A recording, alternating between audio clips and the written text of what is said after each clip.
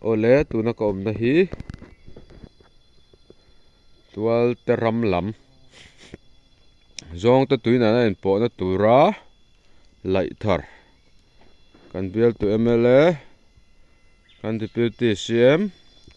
pu tawn luya thahnem ngaihna zara te hian zawng te tuin nen in kalpawh nuam tak turin malakna an kawng an tlang ta a pawh in chhun khan zawng te tui atakan han tlan chhoh a tuipui lui atang hian zawng te tui hi kem thum vel ania rei tlan ni lo a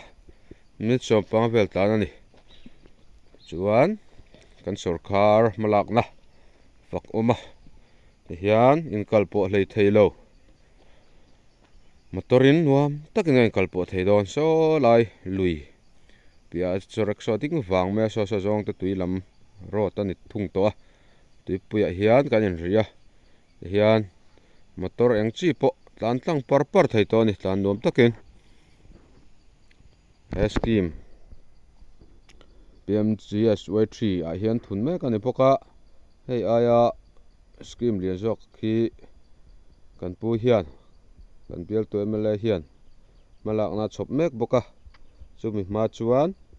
he kawng hi ling road a lo laih tlang masak ani